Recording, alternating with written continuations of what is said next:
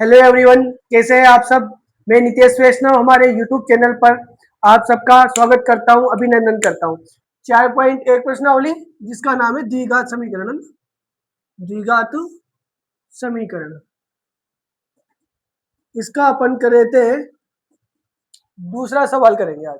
दूसरा सवाल में पहला सवाल है, एक आयताकार भूखंड का क्षेत्रफल 528 मीटर स्क्वायर है। क्षेत्र की लंबाई चौड़ाई के दुगने से एक अधिक है।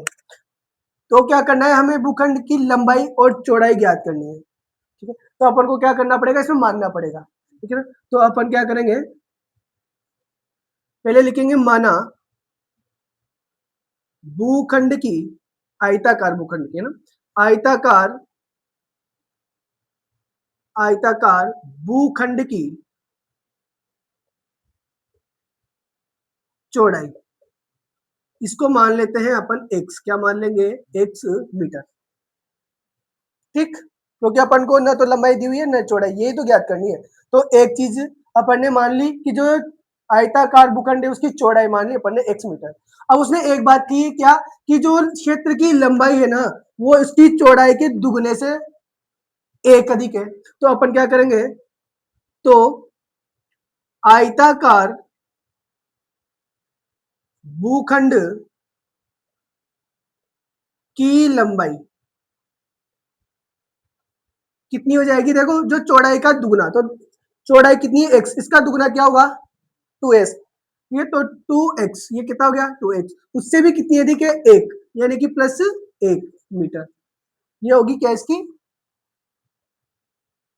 लंबाई, और ये x क्या होगी इसकी चौड़ाई। तो अब कह देंगे अपन की प्रश्नानुसार, प्रश्नानुसार अब देखो आयताकार जो कोई भी क्षेत्र होता है या आयत जो होता है उसका क्षेत्रफल क्या होता है, लंबाई इंटू चौड़ाई। ठीक है, तो अपन को क्षेत्रफल दिया हुआ है, देखो ये आयताकार भूखंड का क्षेत्रफल, तो मैं कह देता हूं आयताकार आयताकार भूखंड का क्षेत्रफल, ये दिया हुआ है अपन को 528 मीटर स्क्वायर, ये दिया हुआ है। हमेशा एक बात ध्यान रखना, जो क्षेत्रफल होता है वो तो होता है स्क्वायर में, चाहे मीटर है तो मीटर स्क्वायर, सेंटीमीटर है तो सेंटीमीटर स्क्वायर। लेकिन अगर आयतन दिया हुआ है, आयतन आता है ना, आयतन आयतन वो हमेशा मीटर क्यूब में आता है या सेंटीमीटर क्यूब में आता है, मतलब क्यूब में आएगा। ठीक है, तो ये आयताकार भूखंड का क्षेत्रफल कितना 528 दिया हुआ है अपन को। अब अपन जानते हैं कि आयत का जो क्षेत्रफल होता है वो होता है लंबाई इंटू चौड़ाई, ये होता है। और ये दिया हुआ है अपन को कितना 528 मीटर स्क्वायर दिया हुआ है। तो लंबाई तो देखो अपन को दी हुई है 2x प्लस 1, और इंटू चौड़ाई कितनी है अपने पास x, बराबर कितना है 528 मीटर स्क्वायर, ये दिया हुआ है। अब देखो 500, अब क्या करेंगे, इसको x को पहले इससे गुणा करेंगे आगे वाली संख्या से, फिर x को x से गुणा करेंगे।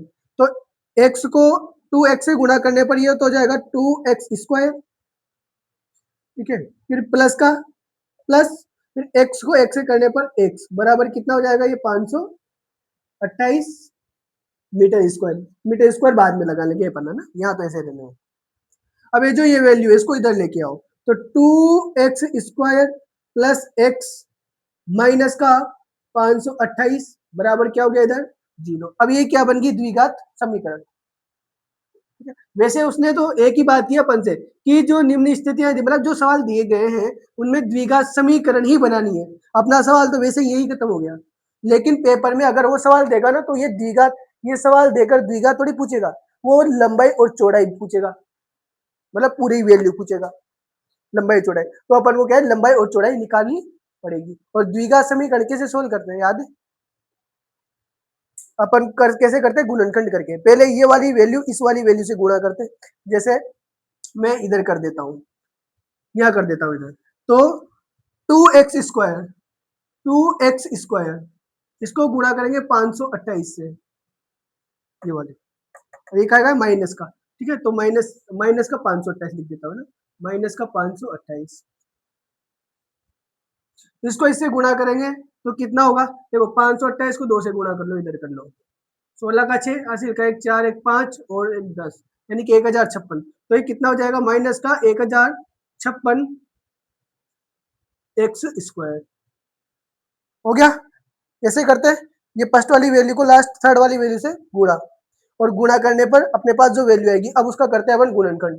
तो गुणनखंड कर देते हैं इसका, तो यहाँ कर लो गुणनखंड, 1056 का 2 का भाग जाएगा कितनी बार, 5 2 8, ये फिर 2 का जाएगा 2 6 4, फिर 2 का जाएगा 1 3 2, फिर जाएगा 2 का 6 और 6, ये जाएगा 66 बार, फिर 2 का जाएगा 33 बार, और 33 में 3 का जाएगा 11 बार, 11 का जाएगा 11 में 1 बार। सही है ना। अब देखो अपन को क्या करना है, ऐसी संख्या लानी है कि यहाँ पर बीचा में क्या हो जाए, x हो जाए, यानी कि इस 1056 क्या अपन ने जो गुणनखंड किए, तो इस x के ऐसे टुकड़े करने हैं कि मतलब ऐसी संख्या लानी है कि यहाँ पर इस कि जोड़ने घटाने पर तो अपने पास क्या जाए x, और गुणा करने पर क्या जाए 1056। तो देखो 2 दूनी 4, 4 दूनी 8, 8 दूनी 16, अगर ये देखें अपन तो फिर इधर कितना हो रहा है 33, 33 को 2 से करने पर 66 ज्यादा हो रहे हैं। तो एक काम करो, पहले इसको और गुणा करो, 2 दूनी 4, 4 दूनी 8, 8 दूनी 16, दूनी 32, और ये कितना हो गया 33। तो एक तो ले लेता हूं मैं माइनस का 33 एक्स, ये, और एक ले लेता हूँ 32 प्लस का 32 एक्स। इन दोनों को गुणा करने पर तो क्या जाएगा अपने पास 1056 माइनस का, देखो 1 प्लस 1 माइनस है, तो गुणा करने पर माइनस आएगा, इन दोनों को गुणा करने पर 1056 आ जाएगा, ठीक है ना। और 33 में से 32 घटाएंगे तो अपने पास एक्स आ जाएगा ना, एक काम करना पड़ेगा, यहाँ प्लस की वैल्यू है ना, तो बड़ी वैल्यू हमेशा प्लस में लेनी पड़ेगी, और ये वाली वैल्यू का भी लेनी पड़ेगी माइनस में। तो 33x माइनस 32x, तो देखो बड़ी वैल्यू में से छोटी वैल्यू घट रही है, और ये तो x बचेगा प्लस का। तो अपन क्या करेंगे, देखो इसको यहाँ रखेंगे इन दोनों वैल्यू को, तो 2x² फिर प्लस 33x, फिर माइनस 32x, फिर माइनस 528 बराबर में 0। ठीक, अब इन दोनों में आगे की ये वाली संख्या और ये पीछे की दोनों वाली, इनमें कॉमन लेते हैं, याद है ना द्विघात समीकरण ऐसे सोल्व करते हैं अपन। तो यहाँ सोल्व करेंगे तो यहाँ कॉमन देखो क्या रहा है, एक्स, एक्स के अलावा और कोई नहीं आ रहा है, यहाँ 2 है तो 2 का भाग इसमें नहीं जाता है, यानी कि यहाँ केवल एक्स कॉमन लेंगे अपन। तो एक्स कॉमन लेंगे तो यहाँ पर देखो यहाँ तो बच गया 2 का 2, एक एक्स बाहर निकल गया, ठीक है। तो देखो एक बात अगर देना नहीं है ना तो ऐसे कर लिया करो, ये पर 2 है ना, 2 एक्स को कैसे लिखेंगे, एक्स स्क्वायर को एक्स गुना एक्स, इसको तो ऐसे लिखा जाए, और नीचे जो जिसका भाग दे रहे हैं, किसका दे रहे हैं एक्स का, तो एक्स का नीचे भाग, एक एक्स से एक एक्स खत्म, तो कितना बचा 2x, तो यहाँ आ जाएगा 2x, फिर एक्स से एक्स खत्म, और कितना बचा यहाँ 33। ठीक, अब यहाँ देखो अपन को सेम अब वैसी ही संख्या कोष्टक में लानी है, तो कॉमन संख्या क्या लेंगे, देखो यहाँ माइनस है एक, तो दोनों जगह तो माइनस कॉमन ले लेते हैं, ताकि यहाँ प्लस में चेंज हो जाएगी दोनों संख्या। इसके बाद अब देखो यहाँ क्या कॉमन हो जाएगा 32, देखो 32 का भाग इसमें जाएगा 33 बार, तो 32 कॉमन लेने पर, नहीं 32 नहीं लेते हैं, एक काम करें 16 लेते हैं, ठीक है, एक तो 16 और एक्स तो आएगा ही नहीं, तो 16 का भाग इसमें जाएगा 2 बार और एक एक्स, और 16 का इसमें जाएगा 32 बार, तो ये माइनस माइनस हो गया प्लस, और 16 का भाग इसमें ये 33 बार जाएगा, 33 बार, ठीक है, गुणा करके देख लो, ले भाग देके देख लो 33 बार ही जाएगा, ठीक है। तो एक तो देखो कोष्टक में सेम संख्या आ गई अपने पास, तो ये सही है, अगर कोष्टक में सेम संख्या नहीं आ रही है ना अपने, तो सोच लेना सवाल कहीं ना कहीं गलत है। ठीक, तो एक बार जो कोष्टक में पहले तो वो लिख लो 2x प्लस 33, और एक बार जो कोष्टक के बाहर है तो x और माइनस का 16, तो x माइनस का 16, ठीक, ये वैल्यू आई। अब इनका क्या करते हैं अपन, शून्यक निकालते हैं, तो अपन शून्यक निकालेंगे, तो इधर कर देता हूं मैं यहाँ, तो देखो 2x इसका है, अपन क्या करेंगे, या तो क्या ले रहे हैं अपन 2x प्लस 33 बराबर 0, या फिर भाई दोनों में से कोई भी संख्या हो सकती है प्लस, लेकिन ध्यान रखना हमेशा प्लस वाली वैल्यू ही अपन को लेनी पड़ेगी, क्योंकि आयत का जो क्षेत्रफल यानी कि लंबाई हो या चौड़ाई हो, हमेशा लंबाई भी प्लस में आती है और चौड़ाई भी प्लस में ही आती है, कभी माइनस में नहीं आती। भाई कोई ना कोई उसका कम से कम 1 मीटर 1 सेंटीमीटर जो भी लंबाई या चौड़ाई आएगी उससे कम तो नहीं आ सकती, जीरो भी नहीं आ सकती और माइनस में भी नहीं आ सकती। तो अब यहाँ इसको लेंगे x माइनस का 16 बराबर 0, ये वाला। तो इसका दो देखेंगे, तो पहले तो 33 को उधर भेजेंगे, तो 2x बराबर कितना आया 33। ठीक, अब x बराबर माइनस का 33 है ना, माइनस का, तो माइनस का 33 और डिवाइड बाय में अब 2 इधर आ जाएगा यानी कि भाग 2। तो अपने पास देखो x की वैल्यू क्या है, माइनस का 33 बटा 2, और माइनस की वैल्यू हम नहीं ले सकते क्योंकि लंबाई और चौड़ाई हमेशा प्लस में होगी। तो अब इसका देखते हैं x, ये 16 को उधर भेजेंगे तो बराबर में 16 प्लस की 2 प्लस के हो गए इधर, ठीक है। तो ये जो वैल्यू है ये प्लस की है, इसका मतलब अपने पास जो x क्या है माना था अपन ने चौड़ाई, तो चौड़ाई कितनी है अपने पास 16 मीटर, और लंबाई कितनी हो जाएगी अपने पास, तो x की वैल्यू रख देंगे इसमें। देखो तो मैं कह देता हूं आयताकार भूखंड की चौड़ाई x बराबर कितनी है अपने पास 16 मीटर, मीटर में मानिए ना अपन ने, आर पार इसने भी मीटर में दी हुई है, तथा लंबाई, लंबाई कितनी हो जाएगी, कितनी है 2x प्लस 1, यही है ना, देखो ये रही, ठीक है। इसमें रखते हैं अपन वैल्यू, तो यहाँ रख देता हूँ, तो 2 का तो 2, x की वैल्यू कितनी है ये रही 16, यहाँ आई 16 प्लस का 1, ठीक है। तो कितना हो गया 16 दूनी 32, 32 और 1 33, तो कितनी है 33 मीटर। तो लंबाई तो आई 16 मीटर और चौड़ाई कितनी है 33 मीटर। देखो इसका दुगना 32 होगा, उससे एक अधिक, ये लिखा है देखो साफ साफ लिखा हुआ है चौड़ाई के दुगने से एक अधिक, तो चौड़ाई का दुगना 32, 32 से कितनी एक अधिक आ रही है, तो ये तो लंबाई चौड़ाई हो गई। और वैसे अपना सवाल तो जो किताब में दे रखा है ना वो तो यही खत्म होता है इस जगह पे, ये वाली द्विघात समीकरण बना दी, काम खत्म।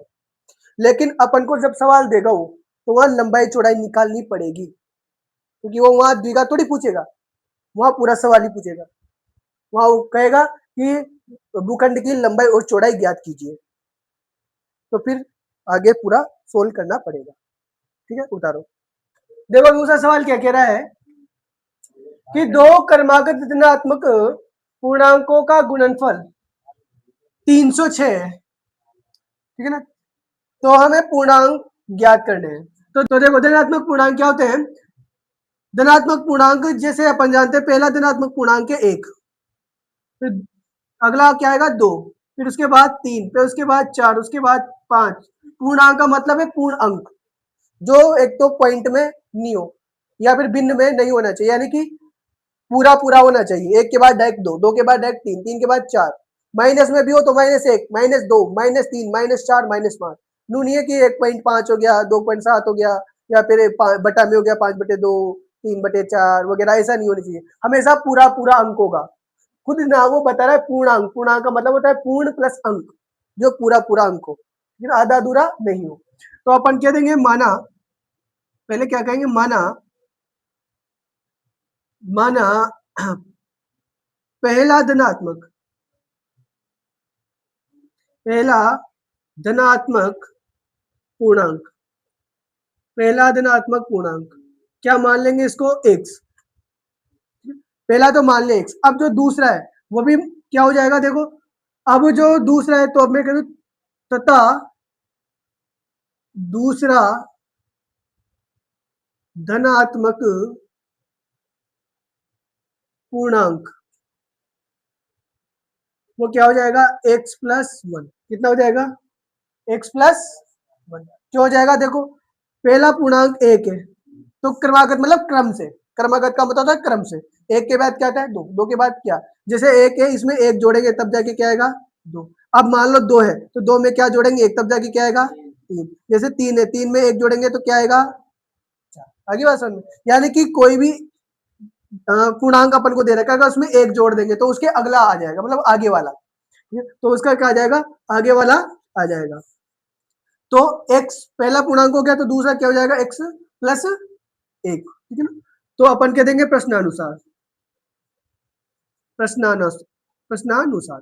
तो प्रश्नानुसार अब देखो उसने क्या कहा है कि जो क्रमागत धनात्मक पूर्णांक है, अब कौन सा, देखो पहला तो आ गया x और दूसरा आ गया x प्लस 1, उन दोनों का गुणनफल, गुणनफल का मतलब गुणा, वो कितना आ जाएगा 306।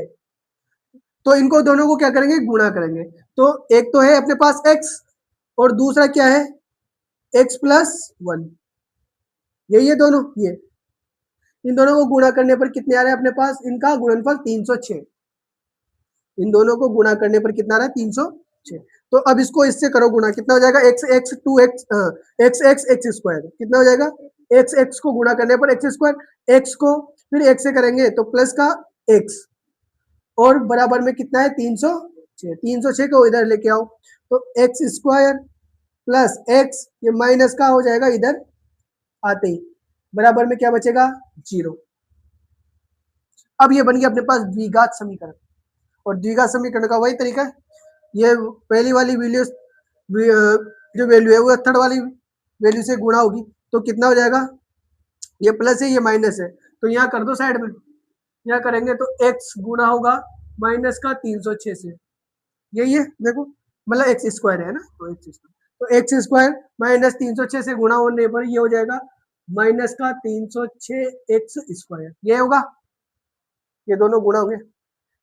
अब 306 का क्या करेंगे अपन, गुणनखंड करेंगे, तो दो के कितनी बार, 1 5 और 3, 153, 153 में किसका जाएगा, 3 का, 3 का जाएगा 5 बार और 1 बार, फिर जाएगा 3 का 1 बार और 7 बार, फिर 17 का 17 में 1 बार, ये जाएगा, ठीक है। तो अब इसके देखो अपन को ये जो संख्या है ना, इसका ऐसा योग करना है कि जोड़ने घटाने पर तो आ जाए अपने पास x और गुणा करने पर कितना आ जाए 306। तो मैं ले रहा हूं देखो 3 दूनी 6 और 6 दिया 18 हो गया, 2 3 और 3 को गुणा करेंगे तो 3 दूनी 6, 6 दिया 18, तो एक तो आ गया अपने पास 18x और एक आ जाएगा अपने पास 17x, नीचे 17 बचा, तो 18x और 17x, तो अपने पास कर लेना देखो प्लस का x, इसका मतलब बड़ी वाली वैल्यू प्लस की होनी चाहिए, तो ये होगी प्लस की और ये हो जाएगी माइनस की, ठीक है। तो 18x माइनस 17x, तो 18x माइनस 17x हो जाएगा, तो गुणा करने पर तो माइनस का 306 एक्स स्क्वायर आ गया, और जोड़ने घटाने पर क्या जाएगा अपने पास x, आएगा सर में। तो इसका क्या होगा x square plus x 18x, वो रन उसको लेंगे अपन, 18x फिर माइनस का 17x फिर माइनस का 306 बराबर 0। अब इसमें लेंगे अपन कॉमन, तो कॉमन देखो यहाँ तो आएगा कॉमन x, क्योंकि यहाँ भी x है और यहाँ भी x है, तो x कॉमन लेने पर यहाँ 2x है, x गुणा x, तो एक x बाहर निकल गया, तो कितना बचेगा यहाँ केवल x, प्लस का प्लस, x से x खत्म, तो कितना बचा यहाँ पर 18। अब यहाँ लेंगे माइनस का 17, क्या लेंगे, क्योंकि माइन यहाँ का बीच में यहाँ भी प्लस लाना है, मतलब ये दोनों जो संख्या है ये प्लस में लानी है अपन को, तो कब आएगी, जब माइनस को कॉमन लेने में, तो ये कोष्टक में दोनों संख्या प्लस में आ जाएगी, तो 17 से 17 माइनस माइनस तो हो गया प्लस, 17 से 17 खत्म, क्या बचा यहाँ पर x, फिर माइनस माइनस प्लस, तो हो गया प्लस, और 17 का भाग इसमें देंगे कितनी बार जाएगा 18 बार, बराबर में क्या है इधर 0। तो एक बार जो कोष्टक में है उसको लिख दो, और एक बार जो कोष्टक के बाहर है x माइनस 17 उसको लिख दो। तो अब इसका क्या करेंगे, वही शून्यक निकालेंगे, या तो अपन ले लेंगे x प्लस 18 बराबर 0 इसका शून्यक, और या फिर अपन ले लेंगे x माइनस 17 बराबर 0, तो इसका शून्यक निकालो तो x बराबर ये जाएगा उधर माइनस में, ठीक, एक तो आया अपने पास ये वाला, और एक आ जाएगा x बराबर ये माइनस में उधर जाएगा 17 प्लस में। तो अब मेरे को बताओ, इसने बोला है अपन को क्रमागत धनात्मक, तो क्या ये धनात्मक है क्या, नहीं, यानी कि इसको तो नहीं ले सकते, अब लेंगे किसको, जो धनात्मक है, ये 17, यानी कि पहला जो धनात्मक पूर्णांक है वो तो हो जाएगा अपना 17, एक सी माना था अपन ने, तो ये तो हो जाएगा 17, और जो दूसरा है तो वो हो जाएगा 17, एक्स का मान 17 है, 17 प्लस 1 क्या हो जाएगा 18। तो मैं कह दूं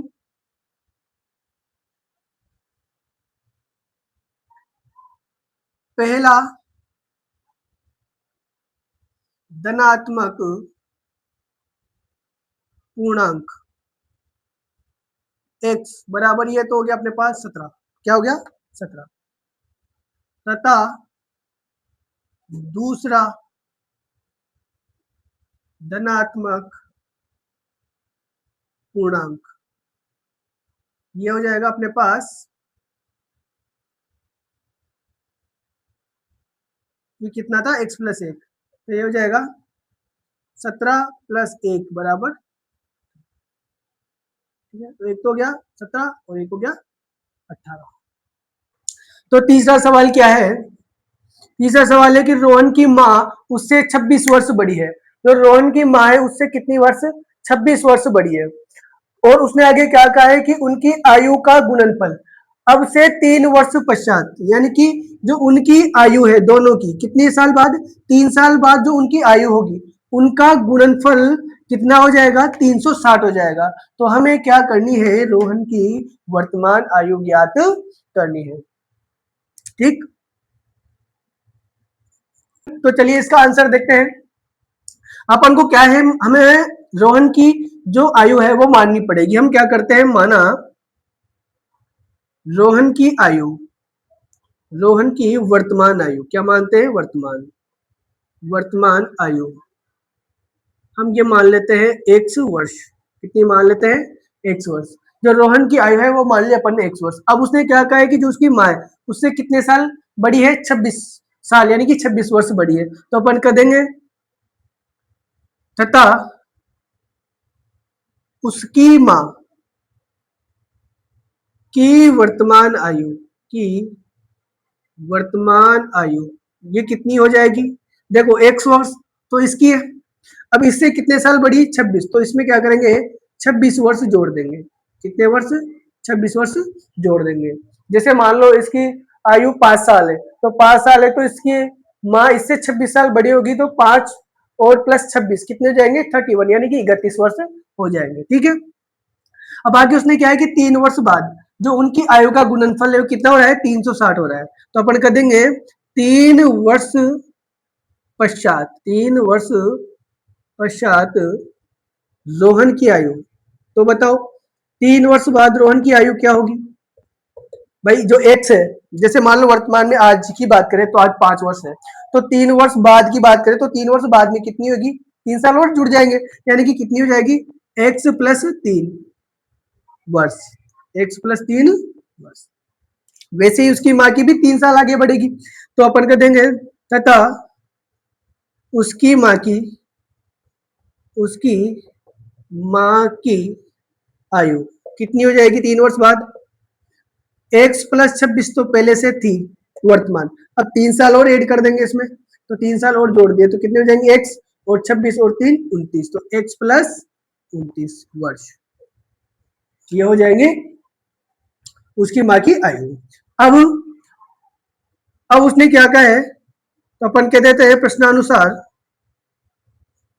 उसकी उसकी आयु उनकी आयु का गुणनफल अब से 3 वर्ष पश्चात कितना हो रहा है, 360, यानी कि अब जो इन दोनों का गुणनफल है, एक तो ये और एक ये, इन दोनों का गुणनफल कितना होगा, 360 होगा, यानी कि अपन मैं कह सकता हूं कि x प्लस 3 और x प्लस 29 इन दोनों का गुणनफल कितना होगा, 360, इन दोनों को क्या कर दे, गुणा कर दे। तो ये कोष्टक और ये कोष्टक, इसके बीच में कोई निशान नहीं है, कोई साइन नहीं है, तो ये अपन कह सकते हैं कि यहाँ गुणा है, तो ये दोनों गुणा है। तो अपन क्या करते हैं, पहले वाली वैल्यू इस पूरे कोष्टक से गुणा करते हैं, तो x को गुणा करेंगे x प्लस 29 से, फिर प्लस 3 को करेंगे वही x प्लस 29 से, ठीक है, तो ये गुणा हुए। इसके बाद बराबर में कितना है, 360। अब इनको करते हैं गुणा, x को x से गुणा करेंगे तो कितना आता है, एक्स स्क्वायर, प्लस x को 29 से करते हैं तो कितना आता है, 29x। अब इसको इससे करेंगे प्लस 3x कितना हो जाएगा ये 3x, और प्लस है तो प्लस का प्लस, 3 को 29 से करते हैं तो ये आता है अपने पास 87, कितना आता है 87 87 बराबर 360, कितना हो रहा है 360। अब इसको भी इधर लेके आओ, तो एक्स स्क्वायर प्लस, एक काम करते हैं साथ में इनको भी जोड़ देते हैं, तो 29x प्लस 3x कितने हुए 32x, यानी कि 32x प्लस 87 87, और इसको इधर लेके माइनस का 360 बराबर में इधर क्या बचेगा 0।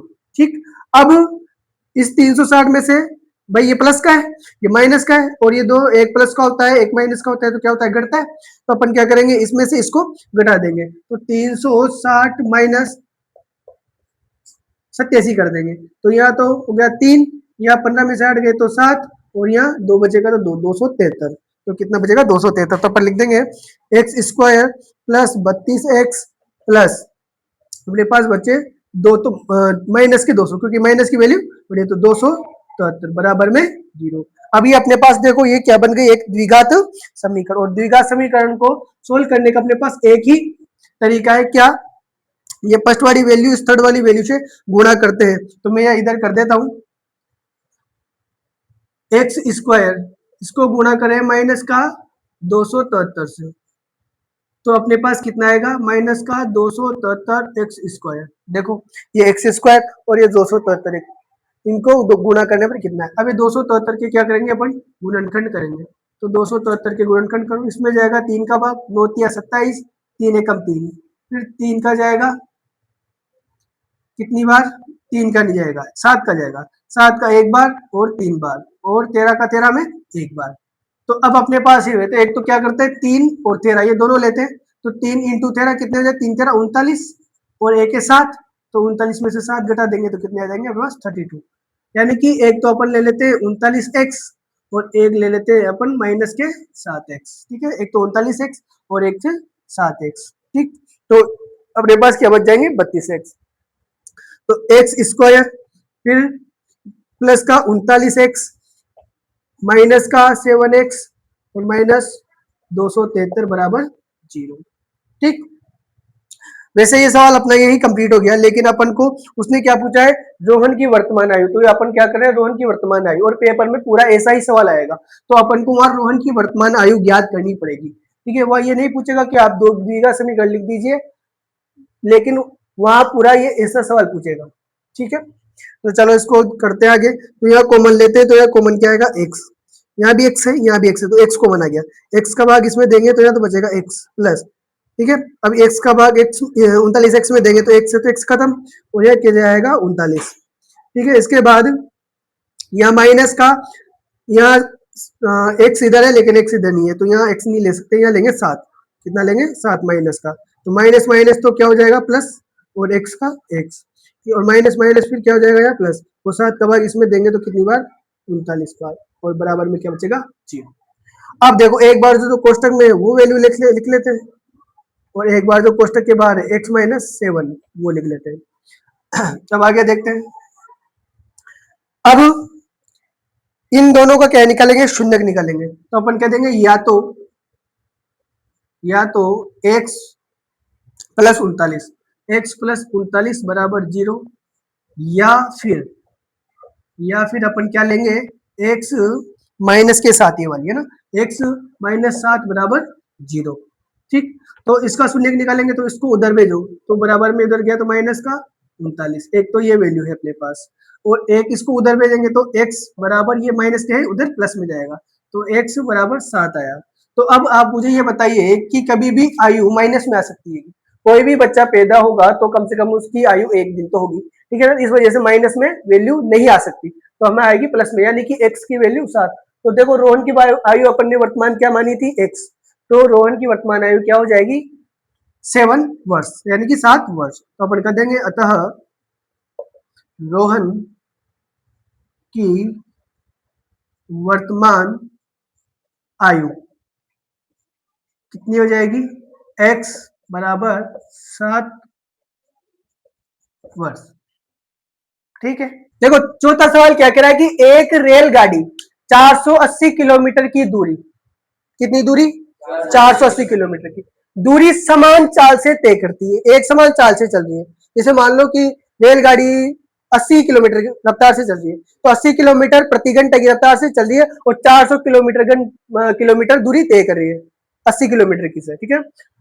यदि इसकी चाल 8 किलोमीटर प्रति आवर कम हो जाती है, अब जो इसकी चाल जो पहले एक समान चाल से चल रही थी, तो अब उसमें क्या होता है कि 8 किलोमीटर प्रति घंटे की चाल कम हो रही है दूसरी कंडीशन में, तो वो क्या कह रहा है, तो दूरी को तय करने में 3 घंटे अधिक लेती है। या वो कह रहा है कि यदि हम अपन चाल कम कर दे, उसकी रेलगाड़ी की स्पीड कम कर दे, स्पीड कम करेंगे तो 8 किलोमीटर प्रति घंटे की कम करने पर 3 घंटे ज्यादा लगेंगे। जैसे मान लो कि पहले 5 घंटे लग रहे थे, अब कितने घंटे लगेंगे, 3 ज्यादा, यानी कि 8 घंटे लगेंगे, इतना अंतर आएगा, ठीक। तो वो क्या पूछा है, तो रेलगाड़ी की चाल ज्ञात कीजिए। तो मैं कह दूं कि माना रेलगाड़ी की एक समान चाल, ये तो मान ली मैंने x, कितनी मान ली x, जो एक समान चाल थी उसकी वो मान ली मैंने x। और एक बात बताओ, आपने पढ़ा है कि दूरी बराबर चाल बटा, नहीं, चाल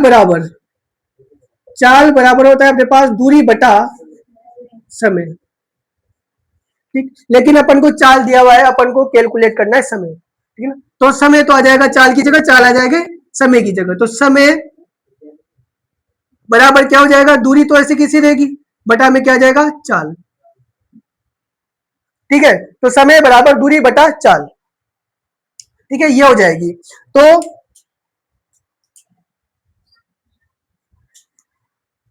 अब देखो x, चाल बराबर x, तो t1 तो कितना समय लेगा, देखो समय अपन ने अभी सूत्र लिखा था, समय बराबर दूरी बटा चाल, ये लिखा था, दूरी बटा चाल। तो दूरी कितनी है, ये नहीं, देखो 480 किलोमीटर, तो 480 बटा चाल कितनी मानी अपन ने, x, तो बटा में चाल आ जाएगी, तो t1 कितना होगा, t1 बराबर 480 बटा x, ठीक। तथा रेलगाड़ी की चाल 8 किलोमीटर प्रति आवर कम होने पर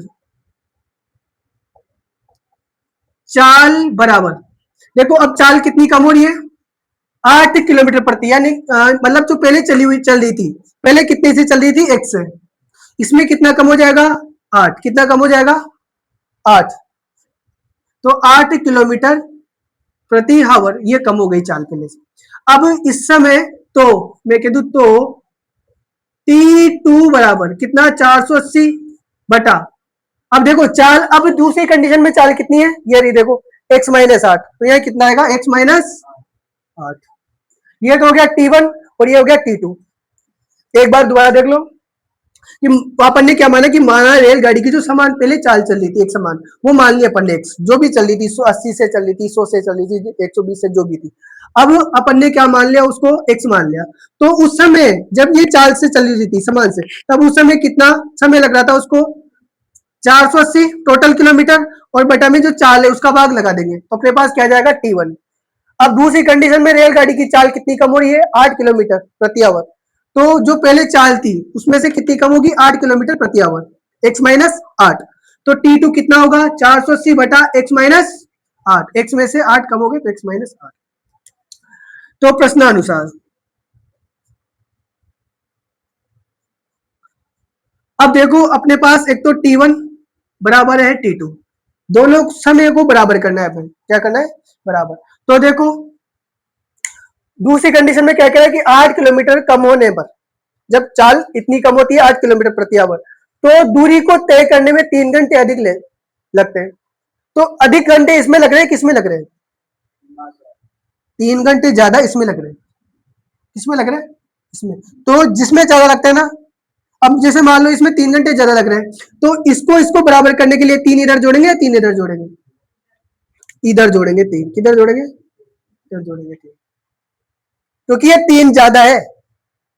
जैसे मान लो इसको 5 घंटे लग रहे हैं इस कंडीशन में, इसमें कितने घंटे लग रहे हैं? 5, और इसको लग रहे हैं 8 घंटे, 3 घंटे ज्यादा ना, तो 8 घंटे लग रहे हैं, तो ज्यादा कौन है? ये T2, 8 घंटे। तो इसको बराबर करने के लिए T1 को इसमें कितने जोड़ने पड़ेंगे? 3, यानी कि पहले ये 5 था, इसमें 3 जोड़ेंगे तो ये 8 के बराबर हो जाएगा। समझ में बात? तो अब देखो 3 का 3 प्लस T1 कितना है वो रहा 480 बटा x, यहां से वैल्यू रखो। T2 कितना है वो रहा 480 बटा x माइनस 8, यही है। यहां पर क्या लगेंगे? बटा 1 लगाएंगे और इसका क्या लेंगे? एलसीएम। ठीक है, तो इसका एलसीएम कितना आएगा बताओ? x कितना आएगा? x। तो देखो 1 का भाग x में देंगे कितनी बार? x बार। कितनी बार? x बार। x को 3 से गुना करेंगे तो 3x प्लस का प्लस, x का भाग x में जाएगा 1 बार। कितनी बार? 1 बार। 1 को 480 से करेंगे तो 480 बराबर, ये ऐसा कैसा रहेगा? ऐसे 480 बटा x माइनस 8।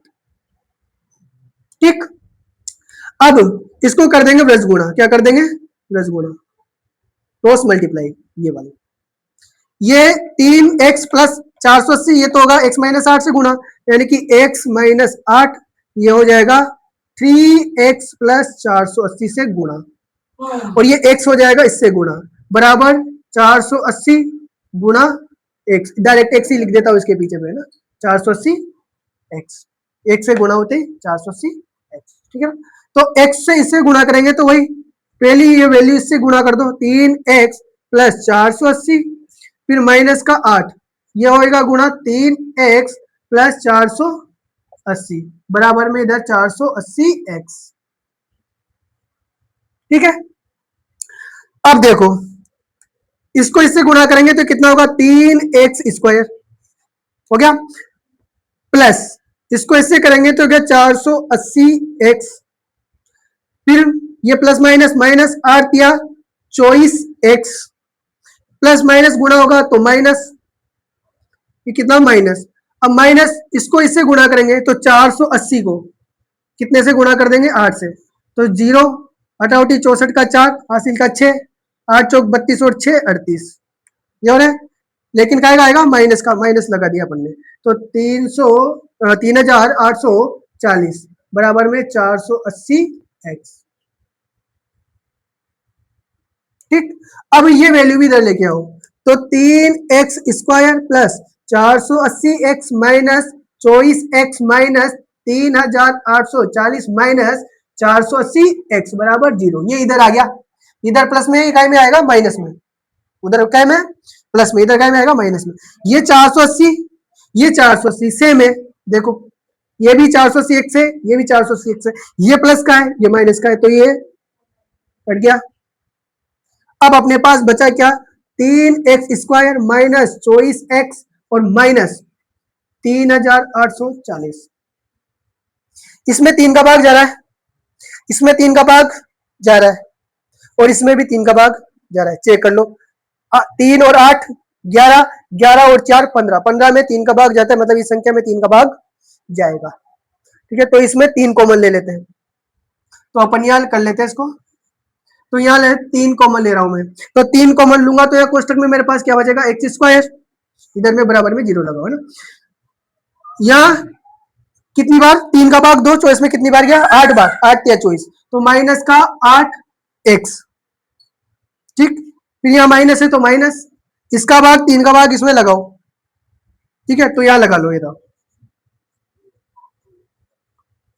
1 बार, फिर 2 बार, फिर 8 बार। ठीक है, 0 है तो 0 पर, यानी कि 1280, ये कितना आया? 1280। ठीक, बराबर में क्या है? 0। इस 3 को ये इसके साथ गुणा में, उधर काय में जाएगा? बराबर के भाग में, तो इसको भाग में भेजो, तो x square minus 8x minus 1280 बराबर 0/3, बटे में जाएगा उधर, इधर गुणा में, उधर बटे में, भाग में, तो 3 का भाग 0 में देंगे तो 0, वो वैल्यू होगी पूरी जीरो, यानी कि x square minus 8x minus 1280 बराबर में जीरो। ये द्विघात तक तो अपन ने कंप्लीट कर लिया, द्विघात में चेंज करना था, यहां तक तो अपन ने कर लिया। अब अपन को क्या निकालनी है, रेलगाड़ी की चाल निकालनी है। तो वही द्विघात को कैसे सोल्व करते हैं, जो तरीका है अपने पास। तो ये वाली वैल्यू से करो गुणा, तो एक्स स्क्वायर को यहां कर देता हूं मैं ना, एक्स स्क्वायर को माइनस के 1280 से करेंगे गुणा, तो कितना आएगा, माइनस का 1280 एक्स स्क्वायर। इस 1280 का क्या कर देंगे, गुणनखंड कर देंगे। तो 1280 का गुणनखंड 2 का भाग देंगे 640 बार, फिर 2 का भाग देंगे 320 बार, फिर 2 का भाग देंगे 160 बार, फिर 2 का देंगे 80 बार, फिर 2 का देंगे 40 बार, फिर 2 का देंगे 20 बार, फिर 2 का देंगे 10 बार, फिर 2 का देंगे 5 बार, और 5 के 5 में 1 बार। ठीक, अब अपन को लाने बीच में 8x, कितने लाने, 8x, मतलब इनका ऐसा देखना है जोड़ बाकी, ताकि अपने पास 8x आ जाए, मतलब जोड़ने या घटाने पे कितना आ जाए 8x माइनस के। तो देखो 2 दूनी 4, 4 दूनी 8, 8 दूनी 16, 16 दूनी 32, ये तो गए 32। अब इनको देखते हैं, 2 दूनी 4, 4 दूनी 8, 8 पंजे 40, 40 में से 32 घटा दे तो कितना आ जाएगा अपने पास 8x। तो अपने पास आ जाएगा एक तो 40x, ये तो लेंगे माइनस का, और प्लस का लेंगे 32x। ये क्यों लिया माइनस का, क्योंकि वहां देखो माइनस लाना है अपन को। माइनस कब आएगा, जब बड़ी संख्या माइनस में लेनी पड़ेगी। तो यहाँ पर माइनस का 40x लेंगे और प्लस का 32x। तो अपन क्या कर देंगे, यहाँ पर x square minus 40x plus 32x minus 1280 बराबर 0। अब वही कॉमन लेने का काम करेंगे, तो यहाँ क्या लेंगे कॉमन, देखो x आएगा कॉमन, तो x, तो यहाँ तो बच गया x, इसका भाग इसमें देंगे तो x, माइनस का माइनस, एक से x खत्म, कितना बचा 40। यहाँ क्या कॉमन आएगा, देखो अपन को कोष्टक में क्या लाना है, x प्लस 40, यहाँ x का भाग है 32 कॉमन लेंगे, तो यहाँ 32 को कॉमन ले लेते हैं, क्या ले लेंगे, प्लस का 32 कॉमन, तो यहाँ 32 का 32 में भाग एक बार, और यहाँ क्या बचा x, माइनस का माइनस, इसका भाग इसमें देंगे तो कितनी बार जाएगा 40 बार, कितनी बार 40 बार, बराबर में क्या, एक बार तो जो कोष्टक में है x माइनस 40 उसे लिखो, और एक बार जो कोष्टक के बाहर है उसको लिख दो। दोनों का क्या निकालेंगे, शून्य की, या तो अपन x माइनस 40 बराबर में 0, या फिर x प्लस 32 बराबर 0। तो x इसको उधर भेजेंगे तो प्लस में ये जाएगा प्लस में, और इसको भेजेंगे उधर तो x बराबर माइनस के 32। तो ये बताओ वैल्यू प्लस की आएगी या माइनस की आएगी, प्लस की आएगी, क्योंकि कभी भी गाड़ी की चाल माइनस में, जब वो चलना स्टार्ट करेगी तो कम से कम 1 किलोमीटर प्रति घंटे चलेगी तो चलेगी, उसके बाद एक के बाद स्टार्ट होगी, 2 8 10 20 50 100 200 जो भी चलेगी, ठीक है ना। तो इसका मतलब अपन के पास रेलगाड़ी की जो समान चाल है वो कितनी आई अपने पास 40। तो नीचे लिख दो, अतः रेलगाड़ी की चाल, तो मैं लिख देता हूँ रेल, ये लिख देता हूँ रेलगाड़ी की चाल, रेलगाड़ी की चाल बराबर कितनी आई मेरे पास 40 किलोमीटर प्रति आवर। ये है इसका सवाल, कैसे सोचे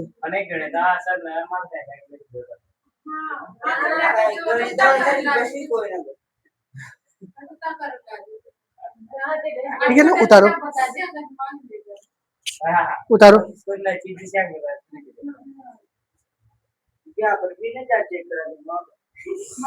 कागज जमा नहीं कराओ, चेक ना कराओ।